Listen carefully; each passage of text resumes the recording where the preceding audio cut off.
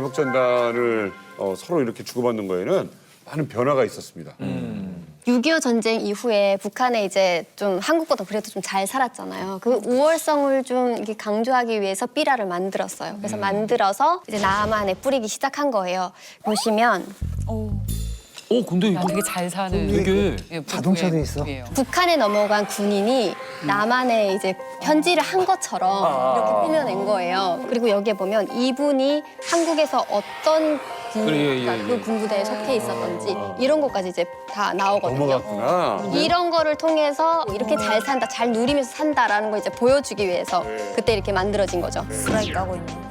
80년대면 사실 우리나라가 훨씬 더 잘 살 텐데. 80년대 이미 우리가 이겼을 때죠. 북한 사람들의 의식에서는 안 그럴 수도 있어요. 아 여기서 또 우리 한국이 밀릴 수 없죠. 경제로 대응하면 우리도 경제로 대응한다. 이 북한으로 보내는 대북 전단에 밤의 서울은 밝기도 하다. 아하. 네, 서울의 밝은 모습을 보여줘요. 멋있다. 그리고 산업화에 성공한 모습도 있습니다. 오리온이 나온 건 진짜 옛날 거. 옛날 서울역? 80년대 같은. 예, 그리고 가족들이 바닷가에서 여유롭게 피서를 즐기는 모습도 넣으면서 아, 우리는 이제 경제적으로 선진국이야. 절대로 북한에 뒤처지지 않아라는 것을 과시를 합니다. 네, 이제 체제 선전을 위해서라면 정말 물불을 가리지 않고 있는 북한인데요. 북한에서 코요테 노래가 인기인 건 아시죠? 예, 우리 들었긴 네, 했어요. 엄청나게. 어떻게 칭찬한데 어떻게? 그래서 그 뒤로 북한이 좋아지셨습니까? 아까 삐라 날릴 때 눈빛이 왔어요. 종민아! 제가 왔습니다. 제가 왔습니다. 야, 이게 뭐야, 이게 뭐야. 제가 준비했습니다.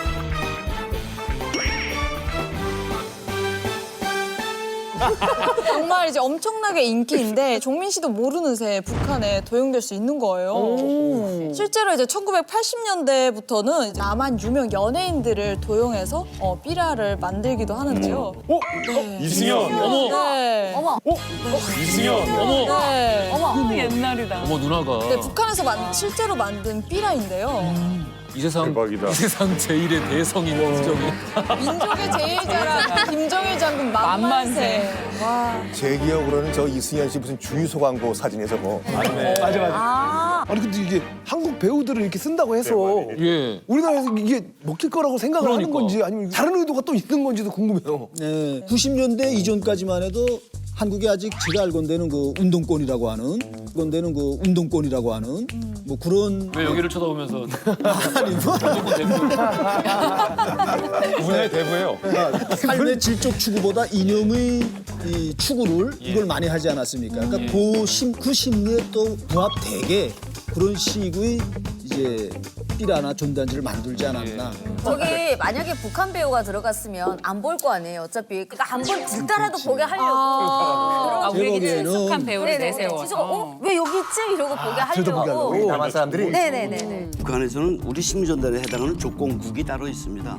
젊은 저 삐라나 방송 연구하는 사람들임에도 불구하고 너무나 어처구니 없이 한국 사람들이 봤을 때 말도 안 돼 이렇게 되는데 그러니까 질이 좀 많이 떨어져서. 그렇죠. 그러니까 저들 딴에 생각하는 게 배우 얼굴에다가 장관님 선전하면 먹힐 거라고 생각하는.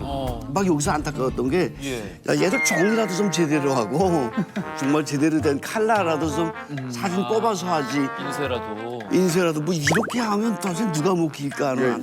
그러면 우리 대한민국은 가만히 있었겠습니까? 아, 뭐 우리나라도 가만히 있지 않죠. 제가 뭔가 세 해야지. 장의 삐라를 들고 왔습니다. 자, 이제 우리나라도 연예인이나 모델들의 사진을 한때 활용했었습니다. 자, 괜찮다. 이 여름 다가기 전 자유의 품에 안겨.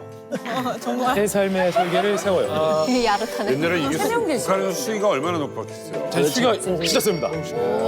제가 봤는데 비행기 몰고 5분 자유대한으로 오세요. 아, 저거 그때인가 보다. 불같이 뜨거운 정열로 나를 사랑해줘요. 뭔가 이 좀 수위가 좀 세져요. 선정적이긴 한데 세 번째 전단에서는 실제로 전투기를 몰고 온 분의 그렇지. 우리 이용평 대위 했었잖아요. 자, 그래서 이분은 5분 만에 자유 땅에 왔다. 그러니까 니들도 알아. 세 번째를 찍어야죠. 이용평 대위 옆에 여진. 괜찮은데요? 아, 이렇게 같이 합을 해야지. 같이. 저도 그래서 가져왔거든요. 그동안 몇 장 가져왔는데 여기 보시면은 누가 당신을 구속합니까? 네? 뛰면 5분. 이게 뭐냐면은 휴게소에 뛰면 5분이라고 그래. 뛰면 5분을 너무 이건 광고야. 아파트 옆이냐. 지하철역까지 뛰면 5분. 네, 이렇게. 이게 세죠? 오, 이거. 하네요. 오, 이거. 하네요. 와우. 원미경. 이거 원미경 선생님 아니에요? 원미경 선생님이네. 자, 인민군들의 기술을 유도하는 내용입니다. 이게 세죠? 오, 이거. 하네요. 원미경. 이거 원미경 선생님 아니에요? 원미경 선생님이네. 자, 인민군들의 기술을 유도하는 내용입니다. 작년급 기수는 황금 15,500g을 북조선 돈 85만 원을 드립니다. 그리고 이 삐라는 안전보장증 그리고 86 아시아 경기 88 서울올림픽에 무료 입장권. 와 대박. 티켓이네요 완전. 네, 그리고 특히 이 문구가 있습니다. 제가 필요하시면 점선 따라 찰나 간직하세요. 어머. 간직하세요. 어머. 여기에 보면은 심지어 무대가 굉장히 신경을 많이 쓴 거예요. 왜냐면은 저거를 그냥 주워가지고 반납을 하게 되면은 윗사람을 볼 때는 탈북 하게 되면은 이런 거 기다면 이거 봤어? 너 동료 일으킨 거 아니야? 의심할 수 있거든. 그러니까 얘가 받으면 순간 이걸 잘라. 왜 자르면은 여자 사진만 주는 거예요. 그러면 이건 뭐냐? 만약에 내려가게 되면은 이게 증명서야. 보상을 받을 수 있어. 아 그렇구나. 저 삐라들을 지금 제가 몽땅 다 봤던 거예요. 아, 그래요? 제가 뭐 78년도부터 88년까지 사병 생활했으니까 10년. 몽땅 그때 떨어진 거고 지금도 인상 남은 게 앞에 지는 달력이었어요. 뒤에는 인민군 사병이 여자하고 나란히 사진 찍는 거였어요. 사진 찍는데 달력이 귀하잖아요. 네. 그걸 내 품고 있다가 걸려가지고 아이고야. 영상 생활 됐습니다. 달력이 필요하셨던 것 같진 않은데요. 반발이라고 해두겠습니다. 자, 1991년에 남북기본 합의서가 채택이 되면서 삐라 살포가 일시적으로 줄어들었는데 북한이 약속을 어기고 또 이제 삐라를 날렸죠, 현재 씨. 네. 이 남한의 스타돌러도 선전선동이 어떻게 효과가 없잖아요. 안 먹혀. 그렇죠. 네, 안 먹히니까 90년대에 또 다른 방법을 모색해요. 뭐야? 바로 우리 남한의 정치권을 비난하는 내용을 삐라에 실습니다. 다른 방법으로. 근데 그 내용이 네. 제일 자주 등장하는 게 바로 김영삼, 노태우, 박근혜 네, 대통령들인데요. 여기 제가 실제로 지금 갖고 있는데요.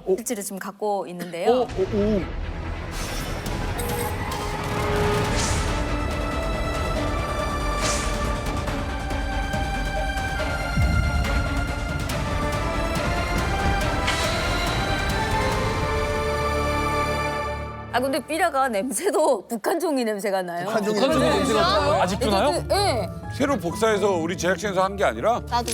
북한 냄새. 나온 거예요? 네. 어떤 냄새예요? 북한에서 보내온. 아, 진짜? 실제 삐라래. 근데 91년 건데 아직도 냄새가 나. 나지.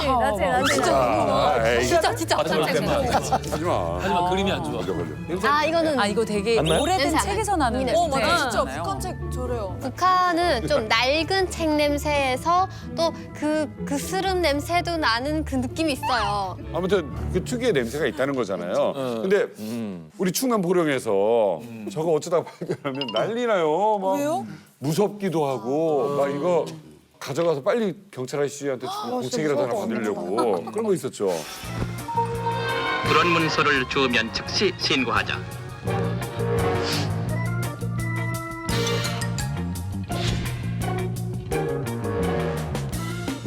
우리 어렸을 때는 이제 학교에서 이걸 발견하면 경찰서에 갖다 줘라. 그래서 저도 이제 어렸을 때 그 하나를 발견을 했어요. 파출소에 갔죠. 이렇게 딱 줬더니 그 순경 아저씨가 아 착하다 그러더니 그걸 받고 그다음에 나한테 뭘 줬냐면은 공책 한 권하고 간첩 잡는 손오공 만화 한 권. 우와. 받은 순간 얼마나 기쁘냐. 그래가지고 근데 딱 떠오른 게 있지.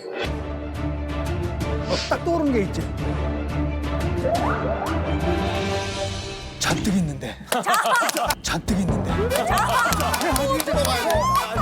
해가지고 다 주웠어. 그래가지고 86장이야. 지금 기억나서 정확한 거야. 한 번에 갖다 주지 마. 86장을 딱 했을 때 공책이 86권에다가 만화책이 86권. 진짜 그게 좋구나. 이 다음날 그걸 가져갔지. 딱 가져갔더니 순경 아저씨가 꼴방을 딱 때리더니 넌 이것만 주우러 다녀. 그때 내가 그 인생을 통한 게 아니다. 물과를 간 거야. 난 군대 때 내가 본 삐라에서 제일 놀란 게 이제 자유급식이라는 말. 그럼 내가 푸는 거죠. 자유급식. 이거 우리는 개념이 없거든요. 자유급식? 이건 뭐지? 우리는 1인당 780g에서 다 제끼고 나면 650g. 거기서 명절 때 채목을 쌀 다 제끼고 나면 550g. 네. 중대장이 떼 먹으면 530. 중대장이 떼 먹으면 530. 술 깎아 먹으면 510. 중대장은 왜 떼먹는 거야? 술 깎아 먹으면 자연스럽게 끼어들었어 지금. 술 깎아 먹어야 되잖아. 이별하니까 480g 차려지면 잘 차려지거든요. 옥수수가. 옥수수가. 근데 전단을 쭉 봤는데 이만한 어봉에 순서대로 줄을 서서 자기 먹고 푼 거를 이게 가지고 신백미밥을 퍼서 대한민국 국군 지금 현재 자유급식 상황. 이게 야, 자유급식이라는 게 뭐지? 아니 그게 아직도 그래요 북한은 지금도? 그렇지 않은데 배급제라는 게 뭐예요? 공급제인데 주는 만큼 먹어라. 저는 실제로 하나원에 와서 그걸 체험했어요. 북한 사람들이 쫙 줄을 그때 진짜 많았어요. 거의 500명 정도가 하나원에 있었는데 최고로 많을 시기였거든요. 근데 딱 오니까 하나원에서 급식을 하는 거예요. 그것도 자유급식을. 그러니까 이 사람들이 처음 이런 거 본 거예요. 그러니까 뒤에서 다 화를 내는 거예요. 빨리 가라고. 빨리. 왜냐면 앞에서 다 뜰까 봐. 음식 없어질까 봐. 다 그치. 뒤에서 막 엄청 짜증내고 엄청 예민하고 계속 그릇만 봐. 와 뭔지 알아 진짜. 아니 근데 이 북한이 우리나라한테 대남 전단을 보냈잖아요. 이게 우리나라한테 사실 먹힐까요 이게? 아니 정민 씨 같은 경우는 정말 지금 뭐 이 팝에 고깃국을 먹을 수가 있다. 네. 뭐 북으로 넘어오라 그러면 넘어가겠어요 진짜? 아니요. 정신 안 넘어가죠. 지금 시점에는 딱 지금 이런 식으로 요런 그 이제 삐라가 만약에 우리 남쪽으로 넘어오면 예. 그 돈 가지고 백성들 밥이나 더 만들어 먹어라. 딱 이 생각을 한다니까요. 근데 최근까지도 비교적 최근까지도 북한이 우리 쪽에 삐라를 날려왔어요. 최근에? 최근 2016년에 서울 은평구에 네. 북한의 삐라가 무더기로 발견이 됩니다.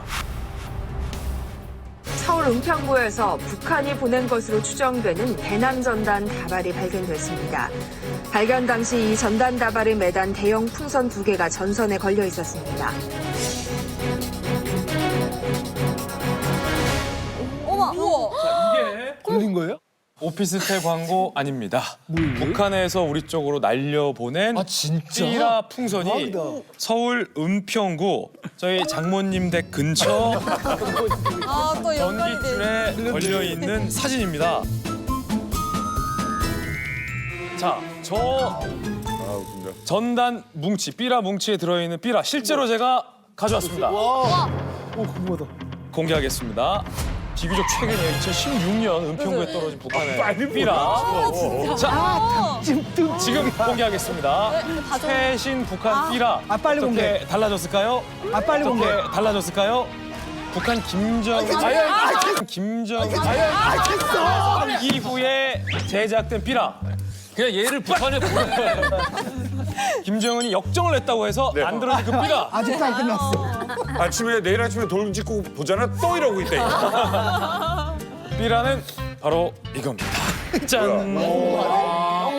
자, 청와대를 똥화대라고 얘기하면서 대통령을 똥벌레와 잔당벌레들의 썩은 정치 때문이다. 새 정부를 세우자. 라는 정치적인 어떤 선전 문구를 가득 담아서 우리 쪽에 보낸 게 2016년인데 웃긴 게 청와대와 정부와 여당을 비판하는 이 비판 전단 154장과 많기도 하다. 모란봉 악단의 CD 59개가 네. 저기에서 발견이 된 거예요. 그때 저희 은평구에서 하시는 저희 장인어른 말 듣고 싶은데 CD 플레이어가 없는 거예요. 2016년에. 우리 장인어른께서 듣고 싶은데 CD 플레이어가 없다. 그리고 차에도 CD 플레이어가 이제는 없는 거예요. 블루투스로 듣지. 다르게 볼 수도 있습니다. 말하자면 손 안 대고 코 풀었다. 왜? 북한도 2016년이니까 CD가 다 말랐어요. CD 플레이가 버린 거예요, 없어요. 그런 상황에서 이미 전에 판매 목적으로 찍어 놓았는데 시대가 지나다 보니까 북한에서도 팔 수가 없어요. 재고를 버린 거야? 그 쓰레기를 버린 거네. 그걸 왜 우리 처갓집에 재고를 털어요? 아니 왜 같은 민족끼리 재고를 넘깁니까? 저는 점점 없어지고 있고 방송을 확률한 확성기만 지금 남아 있어요. 방송이 중단됐다가 그 재개가 됐거든요. 방송이. 왜냐면 2015년에 북한이 목함지대 도발하는 바람에 재개가 됐는데 이때 놀라운 사실은 안 하다가 했잖아요. 방송을 했잖아요. 그런데 군인 4명, 민간인 15명이 탈북자가 나왔어요. 실제 가나다가 데이터입니다. 하니까. 네. 박성기. 예. 박성기 방송이. 그러니까 팩트만 얘기하면은 북한 병사들은 자유대안에 대한 동정심이 스스로 나오게 되고 기술하게 되고 자기 조직 내도 와해가 되는 거예요. 그래요. 그래서 심리전이 중요한 DMZ에서 가장 효과적인 심리전이 또 따로 있다고 그러는데요. 날씨 얘기. 일기. 날씨는 방송으로만 나간 게 아니라 전광판으로 나간 거예요. 전광판으로 나간 거예요. 정가관이 우리가 보는 영상이 아니라 글씨예요? 아니면 영상이에요? 크기가 하나가 이거만 합니다. 한 글자가. 재밌다. 한 글자가. 재밌다. 진짜 뭐 이거 이만한 게 6개가 있어요. 우와. 6개 글자로 주간에는 3km 정도는 보여요. 그러니까 일단 켜져도. 야간에는 10km 이상 보여요. 글씨가. 밤에니까. 그러면 거기서 뭐가 나오느냐? 오전에 비. 이거만 딱 붙여요. 근데 만약에 오전에 비가 왔다. 비가 오네? 그 정도로 이게 뭔가 마음이 흔들려요? 흔들리죠. 아 정말요? 중요하니까. 특히 날씨 같은 거는 조업 활동을 하는 사람들은 엄청 바다의 물결이 몇 미터까지 올라가는지 그게 중요한데 그렇지. 예, 북한에서는 어떤 정보도 이제 정확하지 않으니까 이 대북 방송에 대해서 절대적인 어떤 믿음 이런 게 생기는 거죠. 그래서 그래요. 실제로 군과 정보 당국에서도 이 날씨 뉴스를 전하는데 가장 심혈을 기울인다고 해요. 너무 그걸 잘 알기 때문에 이걸 매개로 해서 우리 방송을 신뢰하고 한국에 넘어오고 싶은 마음이 실제로 들기 때문에 그렇다고 합니다. 그래요. 근데 추가적으로 한 가지 더 말씀드리면은 전광판에 더 좋은 효과가 또 하나 있어요. 뭐요? 뭐냐면요. 내가 귀순을 내겠다. 남쪽으로. 남쪽으로 가려는데 뭐가 보여? 남쪽으로 가려는데 뭐가 보여? 등대. 대박이다. 등대가 되는 거구나. 야, 밤에 10km 뒤에 있는 불빛도 보이니까 등대 역할을 하는 큰 효과가 있습니다.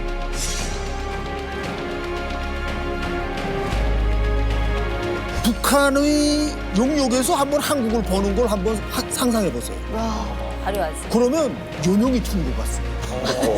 맞아요. 암흑천지에서 휴전선 너머를 보면 산불 나지 않았나? 그다음 언 휴전선이 전등화를 쫙 켜놨어요.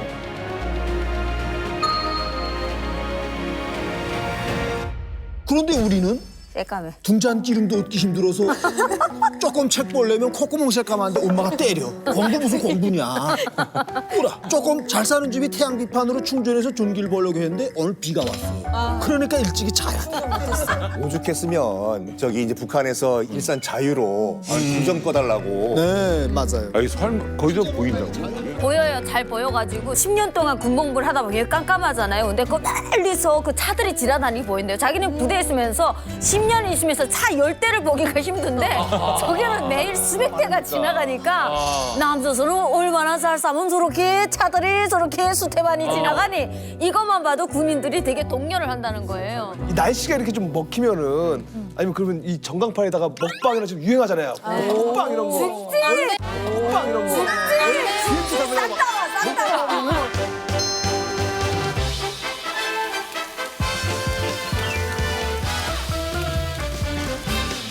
그래서 사실은 우리 군이 한때 크게 효과를 봤던 게 있어요. 뭐야 고기 굽는 거야 뭐야? 애기봉에 성탄 트리를 전면했어요. 어떡해. 귀엽게. 최전방 지역의 그 높은 애기봉에 와. 애기봉에 있는 대형 성탄 트리에 휘황찬란한 성탄 트리 불을 쫙 와 너무 어떡해. 상상만 해도. 자본주의의 상징 정말로 아름답게 빛나는 이거는 그냥 노란 전기불이 아니거든. 성탄 트리가 주는 감성. 이게 실제로 제발 북한이 성탄 트리 좀 꺼달라고 우리한테 네, 요구하는 여기 있잖아요. 맞아요. 자 지금 뭐 이야기 많이 들어봤지만 수백만의 총구를 한꺼번에 무력화시킬 수도 있는 전략 이게 바로 심리전이 아닌가라는 생각이 들기도 하는데 삐라 전쟁, 확성기 전쟁에 이어서 북한의 아킬레스건을 건드리는 또 하나의 강력한 심리전이 있다고 합니다. 시크릿 코드에서 공개하겠습니다. 시크릿 코드 6015 심리전하고 602로 어떤 관련이 있을까요? 6시 15분. 615 버스. 6015. 정민이는 왠지 알고 있는 거. 이 사람 또 저는 알고 있어요. 천재라니까 내가 늘 얘기하잖아요. 시크릿 코드 6015. 네. 정답은 바로 이 물건에 있습니다. 네? 이 물건에 있습니다. 핸드폰? 계산기? 무전기예요? 계산기. 무전기 같아요. 우와, 이거는- 무전기 같아요.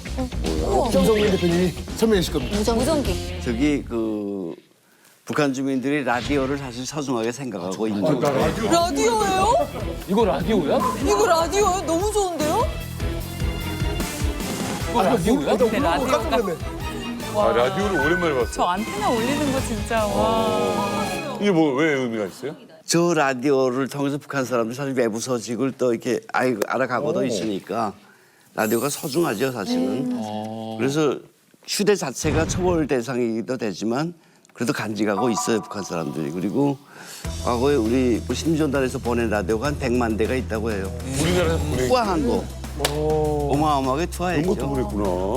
북한에서 라디오를 가지고 있으면 안 되기 때문에 얼핏 보면 휴대폰처럼 제작돼서 이렇게 만들어진 거죠. 그런 식으로 특제화해서 만들어서 보내기 때문에 북한 사람들이 사용하기도 한결 좀 편하고요. 그 라디오 옆에 보면 SD 카드도 맞아, 써 들어가고 있었어요. 예. 아, 그러면 이게 보내셨던 바로 그 기종인 거네요. 엄청 들어갔죠 저것도.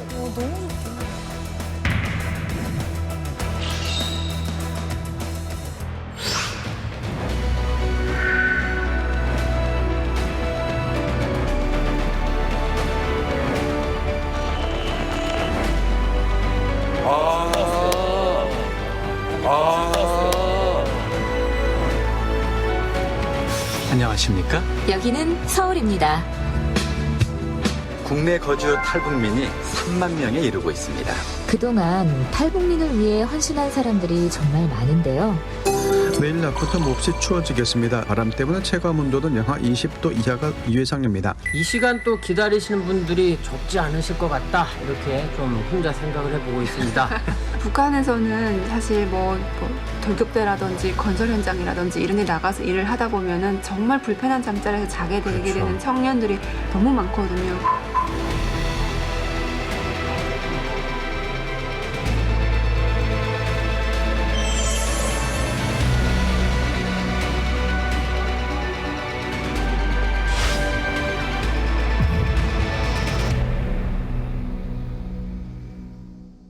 주파수였어. 6015가. 북한의 자유를 선물하는 숫자 6015입니다. 자, 이게 6015kHz가 되겠네요. 그러네요. 이것을 통해서 북한 주민들에게 대한민국 그리고 자유의 세계의 소리가 들어갈 수 있게 하는 아주 중요한 시크릿. 그래요. 지금 이 전 세계에서 북한을 향해서 들어가는 주파수는 뭐 영국, 미국, 일본, 한국 12개가 들어가는데 그중에서 제일 북한 주민들에게 효과를 보이고 있는 6015 KBS 한민족 방송의 주파수 대표 주파수가 이거. 실제로 저 같은 경우에도 그 방송을 할 때 오디오를 직접 저희가 조작을 하면서 하거든요. 예. 근데 이거 원래 고정을 해놓잖아요. 오디오 안에 있는 거를. 근데 그때만큼은 허락을 받고 다시 풀어요. 그래서 듣다 보게 되면 계속 그 KBS 방송이 나오거든요. 한민족 방송이. 네네네. 그래서 우연히 나도 모르게 우리말 같은데 뭔가 말투가 달라. 이게 듣기 시작한 거예요. 근데 제가 그때 드라마를 보기 시작한 지 얼마 안 됐을 때니까 정말 저게 드라마가 한국의 진짜 실제 모습일까 긴가민가 할 때인데 이거를 더 공고히 한국에 대한 더 신뢰를 하게 했었던 게 바로 이 라디오가 해주는 거예요. 이 라디오 속에서 실제로 탈북한 탈북민이 나와가지고 이장가에 북한에 있을 때는 어떻게 했단 말인다. 내가 거기서 살 때 썩어지게 힘들었단 말이다. 근데 여기 오니까 야, 이 밥이 한 달만 일해도요. 이 밥만 먹어서 1년 동안 먹을 수 있고요. 이런 얘기를 하니까 그냥 퍽퍽 들어오는 겁니다.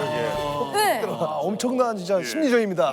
그래서 오늘 제가 정리를 했잖아요. 이 첫 번째 심리전 종이폭탄 전쟁. 그리고 두 번째 심리전은 공포의 소음 전쟁. 그리고 마지막 세 번째 은밀한 전파 전쟁입니다.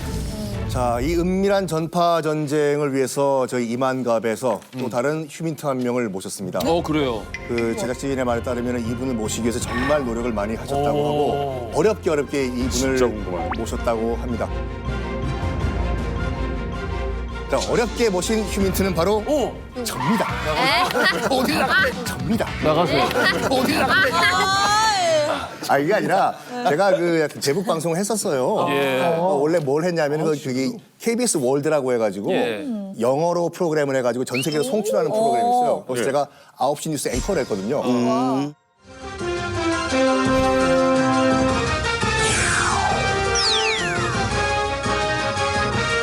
United Nations Relief Agency says more than 6 million North Koreans are facing severe food shortages. The World Food Program has accordingly decided to provide food aid. 아, 동영상으로? 아, 그분이에요? That's right. 왜 이렇게 달라, 지금이랑?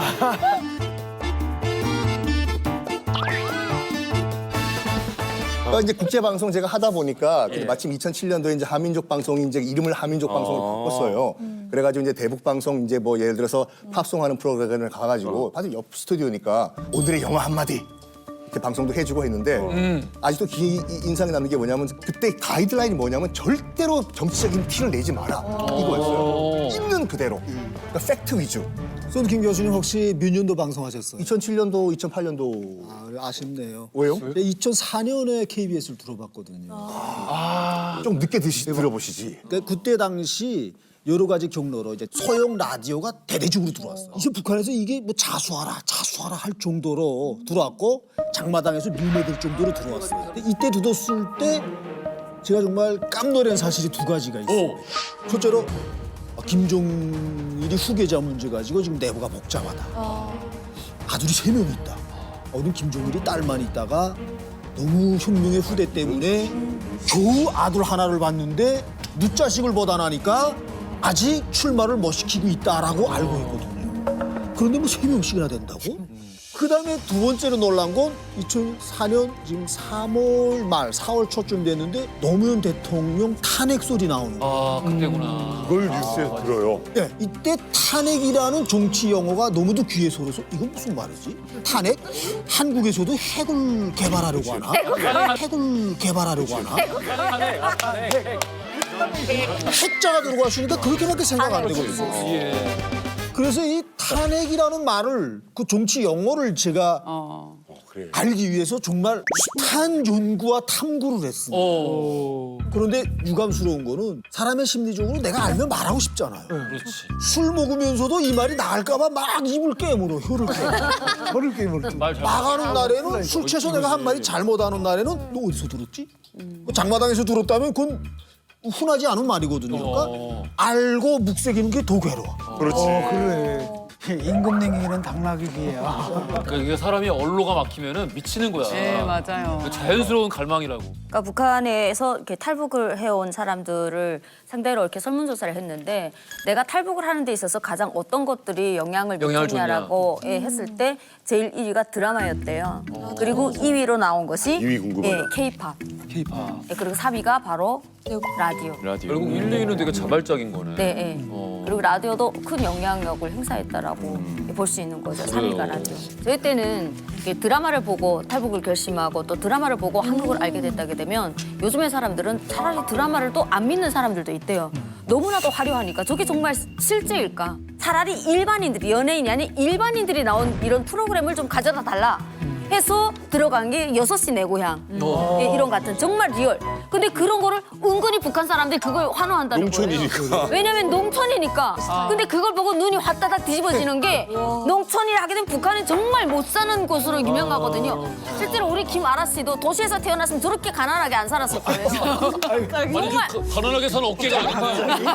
세공주야. 네, 근데 저도 탈북하면서 그 농촌에 가게 되면 세상에 농사를 짓는 사람들 새틀을 먹어요. 근데 남한의 시골 사람들은 뭘 먹냐 했더니 하얀 이 밥을 이만큼 쌓아놓고 먹는가 하면 반찬이 진수성찬이야. 근데 시골 사람들이 하나같이 트랙터하고 자가용 승용차가 다 있더라고요. 시장 나오고. 네, 그러니까 저거는 가짜가 아니다. 시골 사람들이 저렇게 잘 사니 도시 사람들은 정말 잘 살고 드라마의 모습은 진짜구나. 6시 내 고향이 최고네. 아, 나 이거 너무 의외인데? 6시 내 고향이요? 근데 아까 장군님이 말씀하신 거랑 일맥상통하는 거 아닐까요? 약간 그러니까 팩트가 중요하다. 팩트. 그렇죠. 명동 보여주는 거는 너무 외계. 뭔가 이게 꾸며진 것 같고.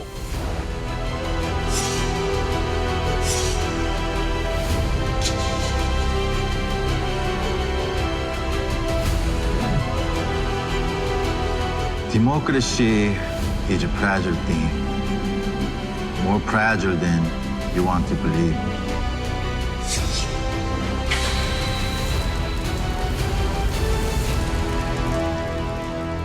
아마 이제 그 뉴스에 잠깐 그 비춰졌던 대북전단지 사업의 일면만 보고 좀 이제 오해하시거나 조금 부정적인 생각 가지고 계신 분들도 오늘 방송 보고 조금 다른 방식으로 입체적인 방식으로 이 문제를 좀 이해해 볼 수 있는 시간이 되지 않았을까 싶기도 하고요. 또 대북 방송에 대해서도 여러 가지 알 수 있어가지고 좀 보람찬 방송이 아니었나 그런 생각이 드네요. 간첩 기관에서 일을 했던 주인공 누구신가요? 오. 와.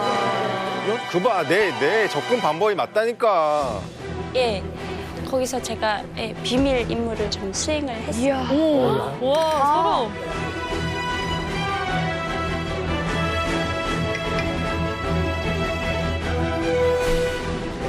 안녕하십니까. 저는 이제 평양에서 이제 살다가 22살에 동남아 북한 식당에 파견이 돼서 4년 동안 근무를 하고 2016년에 한국으로 탈북을 하게 됐습니다.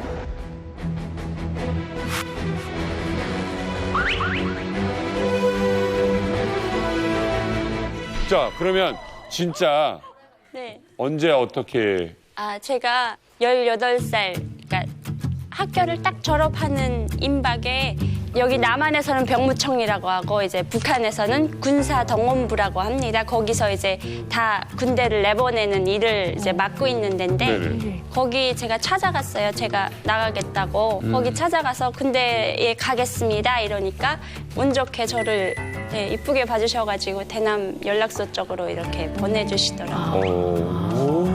그러니까 이 대남 연락소라는 건 사실 간첩에 관련된 기관은 사실이에요. 네. 자, 그렇다면 수혜 씨가 거기서 맡았던 건 뭡니까? 제가 있던 대남 연락소의 그 임무가 뭐였냐면 공작원 부류에 들어가는 경제 간첩들을 이제 관리하는 것이었어요. 근데 경제 간첩이 뭐예요? 그 공작원이라고 하면 여기 이제 난파 간첩으로 이제 나와 계시는 분들이잖아요. 근데 그분들은 돈을 이제 대주지 않으면 공작을 못 해요. 그러니까 이제 그 돈을 마련하려고 자금 마련. 자금 마련하려고 이제 키우는 사람들이거든요. 그분들은 그러면 어디서 자금을 마련해요?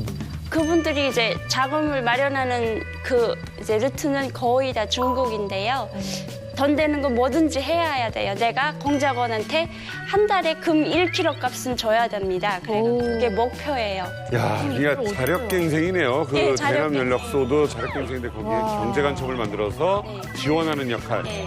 자, 오늘 수혜 씨가 어디에서도 말하지 않았던 북한의 간첩에 관련된 이야기, 대남 연락소 그 비밀을 공개해 주시겠습니다. 첫 번째는 뭡니까? 첫 번째 비밀은 대남 연락소 위치입니다. 그래, 궁금하다. 연락소라고 하면 사람들이 되게 이제 큰 데 있는 줄 알아요. 멋있고 막 이런 으리으리한 곳에 그럴 것 같아. 있는다고. 그렇게 생각을 하는데 너무 외진 곳에 사람들 하나도 안 다니는 곳에 진짜 허름한 집이 하나 있는데 근데 위치가 되게 애매한데요. 평양시는 평양시예요. 근데 사람이 별로 안 다니는 그 만경대구역이랑 평촌구역 이제 합쳐지는 어딘지 알고 선내동 그쪽? 그쪽에 이렇게 약간 이상한 쪽에 있는데 사람들이 거기서 잘 안 삽니다. 금혁 씨. 네. 이거 어딘지 알겠어요? 어딘지 알 것 같아요. 이게 평촌에서 만경들어 넘어가는데 원래 다리를 건설하고 있었거든요. 맞아요. 근데 그 다리 건설을 중단시키고 거기는 차가 안 가요. 다리가 끊겨가지고 차 왕래가 없거든요. 그리고 그 밑은 되게 황량한 벌판이 있고 산이 있고 그래요. 그래서 저희도 맨날 갈 때마다 저기 개발하면 좋을 텐데 저기 대동강 끼고 있어가지고 너무 예쁜데 참 방치해둔다고 생각했었는데 거긴가 봐요.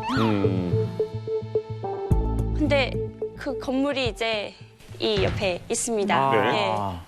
보시면 그냥 쉽게 말해서 이제 옆에 단면을 잘랐다고 보시면 됩니다. 근데 제가 이제 이 문으로 들어가서 여기 1층에 들어가니까 그때까지도 아무것도 몰랐어요. 1층이네 이랬는데 갑자기 그 밑으로 이제 계단이 이렇게 타타닥 있는 거예요. 지하 2층 있는데 거기 내려가 보니까 헐 이거 완전 궁전인 거예요.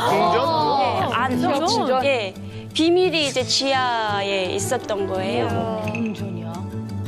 근데 여기에 진짜 이제 최신식 음향 장비를 갖춘 이제 연애실이 크게 딸려 있고 그 옆에 이제 셰프님들이 요리하실 수 있는 주방이 또 따로 다 있고 그 되게 큰 이 2층 공간을 거의 다 연회장으로 썼어요.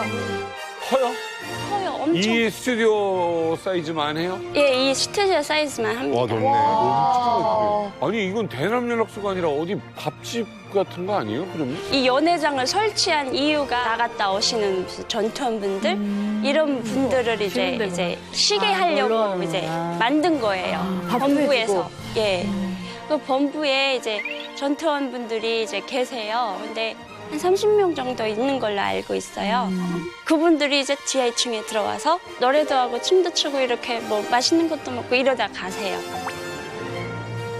저도 그 제 친구 중에 대남 연락소에 있었던 친구들이 많았습니다. 그 아버지가 대남 연락소 영웅도 있고 여러 명이 있었어요. 여러 가지 말이 들었는데 아무리 공작원이고 전투원이고 훈련 받았다고 해도 그들도 인간입니다. 그래서 한번 들어오면 완전히 덜덜덜덜 떨고 언제 죽을지 모르니까 막 진짜 사시나무 떨듯이 합니다. 한국 들어오게 되면 오늘 내가 지금 당장 죽을 수도 있으니까.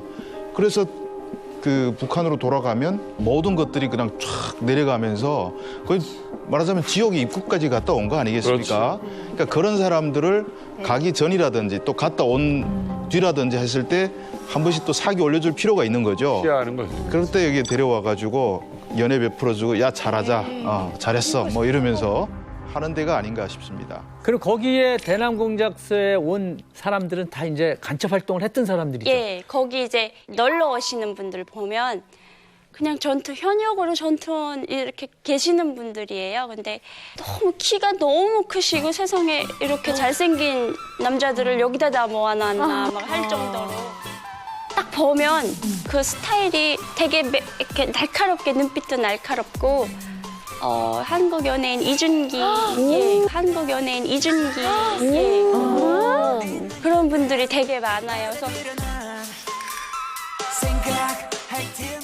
얼굴도 비슷하고 이제 체형도 비슷하고 이제 헤어 스타일 자체도 그 북한 군인들은 다 이렇게 민머리를 밀거든요. 근데 머리를 다 개성을 살려서 다 길렀어요. 장발을 했어요. 여기 그랜나르도 이렇게 길게 하신 분도 있고. 그럼 말투도 그럼 서울말 썼어요, 그 사람들은? 그 사람들이 말을 안 해요. 말을 안 합니다. 연회장이라면서요. 연회장에 와서 그분들은 하도 이제 대우가 높은 분들이라 높으신 분들이랑 이렇게 귓속말로 소곤소곤 이렇게 하는 정도지 막 나와서 막 그런 얘기를 안 해요. 그치, 얼마나 비밀이야. 연예인처럼 잘생긴 사람들은 이 전투원들이에요. 이 사람들은 육체적 능력이 필요하기 때문에 키가 큰 사람들을 골라서 훈련시키는 것이지 실제 간첩으로 한국에 들어와서 활동하는 사람들은 영화배우 같은 사람 안 뽑습니다. 네, 안 돼요. 가장 평범하고 티가 나지 않는 사람들 맞아요. 뽑아요. 맞아요. 아이 그 간첩이 영화배우처럼 잘생기면 여자들이 따라다니면서 공작하겠습니까? 네티즌들이 다 밝혀내죠, 그러면. 키도 작고 사람 속에 싹 묻히면 싹 묻혀서 보이지 않을 정도로 얼굴 기억 안 나고 그런 사람들이 진짜 간첩이에요. 저는 오늘 진짜 너무 잘 나온 것 같아요. 몰랐던 얘기들 너무 재밌게 지금 듣고 있는데, 야, 북한에 또 그런 곳이 있다는 걸 또 처음 들어봤네요. 그 지하 2층은 그럼 어떤 곳이에요? 저희 같은 경우는 이제 집에 못 가다 보니까 지하 2층에 이제 목욕탕도 크게 지어주고 우리가 언제든지 이제 생활할 수 있게 그 생활 환경이 너무 이제 좋았었던 것 같아요. 북한 간첩들이 있다는 대남 연락소. 다음으로 수혜 씨가 공개하는 대남 연락소의 비밀은? 대남 연락소의 기밀 문서는 무조건 네모 보관. 냉동 보관, 창원. 냉동 보관. 이게 무슨 음식이요? 창원 보관, 냉동 보관. 음식으로 여기 냉동 보관이요. 걸려? 그럴 수 있겠네요. 네. 제 생각에는 이 기밀 문서는 물에 젖거나 또 이렇게 파손되면 안 되니까 밀랍 보관을 합니다. 항상 기밀 문서는 그럴 수 있다. 양초를 항상 이렇게 해서 밀랍으로. 밀랍으로. 정답. 네. 정답. 무조건 진공 보관한다. 비슷해요. 왜? 진공 보관. 썩으면 안 되니까. 곰팡이 쓰면 안 되잖아. 저는 잘 보관. 잘 보관. 무조건 잘 보관. 사실 이게 가장 어려운 거잖아. 맞아. 잘 보관한다는 게. 되게 야, 이럴 줄 몰랐다. 대남 연락소의 기밀 문서는 무조건 잘 보관. 네. 간단하다. 잘 보관해야지. 그래 설명서에 그거 써 있을 것 같아요. 자, 정답 공개합니다. 대남 연락소의 기밀 문서는 무조건 손글씨 보관. 손글씨 보관? 저를 뽑아갔던 그 사람이 제일 처음에 조건을 내걸었던 게 펜글씨 잘 쓰는 애를 소개시켜달라고 했었어요. 근데 제가 이제 학교 때부터 손글씨를 이제 잘 써가지고 군사동원부라는 데 발탁이 돼서 거기서 일을 하다 보니까 가나 사람들한테 입소문이 난 거예요. 나다 보니까 이제 거기 이제 군사동원부 대빵한테 들어가가지고 아 얘가 글씨를 잘 쓴다, 너무 예쁘게 잘 쓴다 이래가지고 이제 제가 딱 들어갔는데 저한테 이제 이렇게 직무를 준 게 너는 여기 소장실 서기라고 예, 대남연락서 이제 여기 소장실 서기 직속이라고 얘기를 해주시더라고요. 그리고 이제 제가 했던 일이 그분들이 이제 딱 해외에 나갔다 오면 A4 용지에다 한 장 들고 저한테 와요. 내가 몇 월 며칠부터 어디 갔다 왔다고.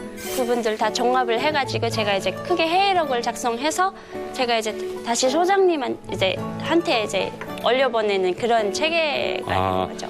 그러니까 원본으로 쓴 거는 그대로 보관하고 예. 수기로 좀 깨끗하게 쓴 거 따로 해서 보고하는 거네요. 네. 저는 그게 왜 하필이면 컴퓨터로도 할 수 있는 작업을 이렇게까지 해야 되냐 하고 보니까 이제 몇 년 이제 1년 정도 일하고 보니까 복사하면 안 되고. 예. 그리고 일단은 누가 해킹해도 안 되고 이러니까 예. 손글씨를 어떤 얘기를 들었냐면 김정일이 손글씨를 다 쓰라고 그런 지시를 내렸던 적이 있대요. 그래서 간부 사업도 다 손글씨로 한다고 했습니다. 컴퓨터에 입력이 되면 언제든지 복구를 할 수 있으니까 그냥 손글씨로 써라. 해킹도 되니까. 예. 그리고 이제 절대로 손글씨 쓸 때 수정펜을 사용해도 안 되고 연필 사용해도 안 돼요. 수정펜 사용하면 누가 또 이렇게 지울 수 있다고 생각을 해가지고 그냥 반듯하게 거기 이제 볼펜으로 쓰면 볼펜 그 찌꺼기도 묻으면 다시 써야 돼요. 처음부터. 어렵겠다. 그래서 이제 손이 여기 이제 이렇게 펜을 잡고 쓰다 보니까 여기 굳은 살이 이렇게 배겼었어요. 그리고 이제 제 먹이 지금 상태도 지금 일자 먹이거든요. 하도 이렇게 써가지고. 예. 북한 최고의 암살 기술자들은 고운 손을 가지고 있다. 뭐야 이게?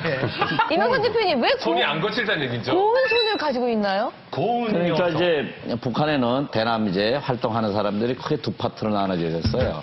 하나는 인민무력부 종찰국이고 하나는 노동당 안에 있는 이제 사회부 문화부 같은 이런 부서인데 이 인민무력부 출신 이제 종찰국 사람들은 이 우락부락하고 쉽지 격수를 하고 뭐 이렇게 하는 거죠. 반면에 이제 이 대남연락서 이 사람들은 대개 김일성 대학이나 이 형님 같은 외국어 대학 출신들로 이제 뽑는 거예요. 그 사람들은 대체적으로 이제 외국이나 남한에 파견돼야 될 사람들이기 때문에 아주 외모도 준수해야 되고 이뻐야 되고 특히 훈련 같은 거 할 때 손이나 이런 데서 이제 뭐 이렇게 우락부락 하면은 그거 알리지 않습니까? 저거 특수훈련 받고 저랬구나. 꼭 이제 모든 훈련 권총 사격을 하면 장갑 특수장갑을 끼우고 시키더라고요. 고은선 뭐 여러 가지 이야기했는데 김현희 씨가 바로 국회수거든. 김현희 씨가 이 손에 매끈매끈한 걸 막 보드럽고 한데 그때 당시 남자들 만나면 10명은 거뜬하게 자기가 지킬 수 있다. 지금도 3명은 거뜬하다는 거예요. 그러니까 그 사람들은 뭐 치고 우직한 이런 훈련보다도 이제 무기 사용, 뭐 젓가락이든 접시든 뭐 손에 잡히는 것으로 이제 행동할 수 있는 그런 훈련을 많이 주더라고요. 그래서 대남 연락소에서 사람을 뽑는 기준이 있나요? 네, 그렇죠. 당연히 이게 스페셜 에이전트라고 하죠. 외국에 드나들어야 되고 또 그만큼 국가를 배반하지 않을 사람으로 해야 되잖아요. 그렇죠. 그러니까 결국은 전통성을 보는 거죠. 그러니까 내가 어디까지 보냐면 뭐 북한 과거를 보면 우리 일단 일제 강점기도 있었고 그다음에 전쟁도 있었잖아요. 그 시기에 부모님들이나 할아버지 할머니가 어떤 일을 했냐. 뭐 이런 것까지 파고들면 정말 사돈의 팔중 개뼈다귀까지 다 캔다는 말이 그 소리예요. 네, 정경학이라고 되게 세계적으로도 유명한 양반입니다. 근데 그 사람이 한국에 들어와 가지고요. 저희 동해안 고속도로를 타 가지고 울진에 우리 그 원자력 발전소 있잖아요. 그거 도로상에서 다 그 사진을 찍어 도로들을 하나하나 다 찍은 거예요. 이 왜 다 찍었냐면 사람을 보내가지고 그러니까 미사일이 그 세밀 타격, 그러니까 정밀 타격하기 위해서 이 그 오차 범위내 그 거리까지 다 한 거예요. 그래서 그 정경황이라는 사람이 유유히 아주 정말 유유히 우리 한국에 들어와가지고 도로 쫙 타가지고 우리나라에 있는 그러니까 한국에 있는 모든 시설들을 정밀 타격할 만한 것들을 다 사진을 찍어가지고 북한에까지 보내고, 예, 북한에까지 보내고 그다음에 유유히 돌아갔다는 이런 얘기가 있었어요. 예. 그리고 또 하나 그 실제 사실이죠. 그 탈북 단체의 어떤 대표를 암살하러 실제 왔었잖아요. 뭐 강남역 몇 번 출구로 오라 그래가지고 하는데 그때 체포된 거 보면은 만년필처럼 생긴 독침이었지 않습니까? 네, 그게 다 공개가 되고 했는데 뭐 범상에는 뭐 보통 만년필인데 뭐 이렇게 5번을 돌리면은 뭐 독침이 날아가고 뭐 이런 식으로 찌르기도 하고 그러니까 이게 다 그 북한의 그런 에이전트들이 가지고 다니는 살인 도구인 거죠. 네, 황장익 선생님 암살으로 실직 경찰청국 전투원 2명 장교 대위하고 상위가 들어왔다 체포돼서 감옥에서 살고 있거든요, 실제로 지금. 그러니까 그 사람들 장비들도 이제 그런 독침이라든가 만년필 근처 조그만 그런 무기, 소형 무기들이 북한에서 잘 만들고 있습니다. 그럼 좀 무시무시한 무기들, 그런 작은 무기들은 그러면 그 대남 연락소 자체에서 아직도 뭐 직접 만드는지 그리고 아직도 있는지도 그게 지금도 만들고 있는데 그게 저도 그 공장에 한번 가봤지만 국가안전보위부에 38호 연구소하고 공장이 있습니다. 그 연구소 아래 공장이 있는데 인원은 한 3, 4천 명이 되거든요. 그 연구소하고 공장이. 그 왜 국가안전보위부에서 하냐면 비밀이기 때문에 국가안전보위부에서 그 공장에서 연구소에 연구하고 이제 독침이든 신발 폭탄이든 뭐 라이터 폭탄이든 모든 걸 만들어 장비를 만드는 것이 그렇게 상당히 큰 규모로 있고 현재도 진행하고 있고요. 그리고 거기서 만든 이제 장비들이 다 대남 전투연락소라든지 이제 그 공작원들한테 배정되는 건 여기서 만드는 걸로 알고 있어요. 최근에는 또 그전에는 뭐 독침 뭐 이런 걸 많이 썼는데 심지어 우리 대한민국을 이제 파괴하려고 특수기관을 이런 자폭용 신발 이런 것을 이제 잠수하면서 싣고 오는 겁니다, 이 사람들이. 그러니까 몸은 비행기 타고 들어오는 거예요. 뭐 관광객이나 이런 걸 가져가고. 그러나 이제 뭐 무기, 폭탄 뭐 이와 같이 독침 이런 거는 이제 검색대에 걸리니까 그거를 이제 잠수함으로 싣고 오는 겁니다. 이제 같이 그 대남 작전국에서 이제 그 사람들이 가져다 주는 거죠. 그럴 수 있겠네요. 뭐 중국인 관광객으로 해서 들어오고. 네, 몸은 들어오고. 장비는 이제 잠수함으로 오고. 근데 그거를 이제 우리 정부기관이 거의 다 뭐 많이 잡아냅니다. 저희 어릴 때 그런 소문을 굉장히 많이 들었거든요. 북한에서 막 그런 훈련을 받은 사람들이 우리 주변에 많이 와 있다 막 맞아. 이런 소문을. 근데 실제로 그런 훈련을 받는다는 게 많이 놀랍고 그 북한 주민들도 대남 연락소라는 게 있다는 걸 아나요? 네, 많이 알아요.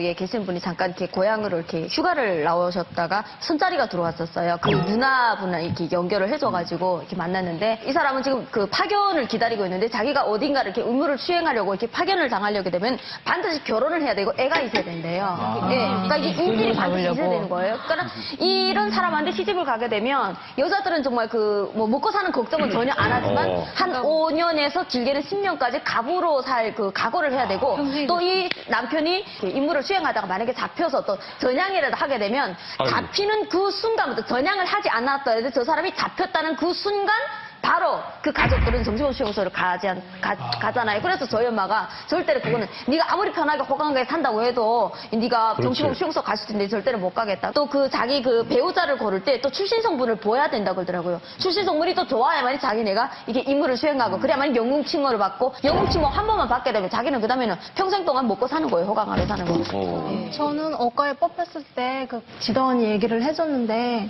그 여자들을 어릴 때 뽑잖아요. 예쁜 애들 뽑아가지고 이제 뭐 태권도나 격술, 외국어 이런 거 등등 가르치고 또 남자를 홀리는 그런 기술까지 네, 그렇게 시켜서 이제 남한에 파견을 시키는 거예요. 그래서 정보를 원하는 사람한테 이제 빼내는 거죠. 그렇게 시키는, 예, 그게 대표적으로. 홀리는 기술. 실제 훈련 강도는 어느 정도? 이근단 사령부에 원래 목락고 소대라고 있었어요. 근데 이게 지금 해산된 상태지만 그 자리에 이근단 체육단이 들어가 있었어요. 그래서 우리가 훈련 받으면서 들어가 보면 거기 나무가 성한 나무가 없어요.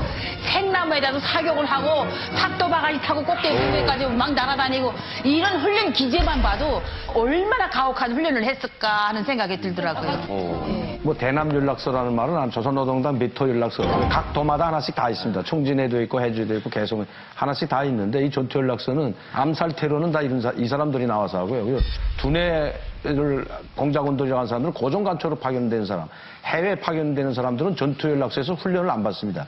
이 전투연락소에서 훈련받은 사람들이 남조선 한국에 파견되는 두뇌 공작원들 고정관첩들을 안내하고 안전하게 데려다 주고 임무를 수행하면 다시 데려가는 이런 역할을 하니까 상당히 싸움을 잘해야 됩니다. 간단히 말씀드리면 남보처럼 훈련시킨다고 하면 됩니다. 근데 뭐 모든 무기는 다 달아야 되고 장갑차나 탱크 정도, 헬리콥터 정도는 다 운전할 줄 알아야 돼요. 그러니까 어느 정도 훈련을 안 하면 보통 5년에서 10년 동안은 훈련하기 때문에 그래야 종의 전투원이 되는 거죠.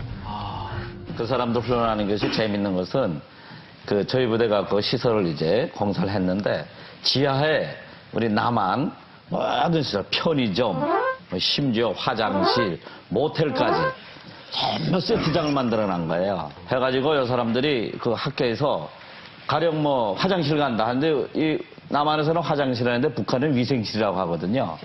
화장실 쓰는 방법, 그때 찾는 방법, 심지어 이제 예쁜 이제 공작원들은 남자를 어떻게 꼬시기를 해, 남한에 가가지고. 그런 기법까지 상당히 세련되게 그 교육을 주고, 실제 체험자들로 실습 기간 또 있더라고요, 2, 3년씩. 중국에 나와 있기도 하고, 홍콩, 뭐, 마카오, 뭐 대만 이런 데 가가지고, 실제 이 남한 손님들 뭐 많이 있지 않습니까, 여행 나가면. 그런 사람들을 상대로 실전을 하더라고요, 이게. 근데 그러다가 이렇게 아이스크림 막대기 2개 있는 거 갈라먹는 거 이런 거 몰라가지고 막 잡히고. 그렇죠. 그러니까 잡힐 수 있는 거죠. 그러니까 그만큼 이제 상당한 그 노력을 들여가지고 훈련을 줘가지고 이제 파견을 하는 거죠.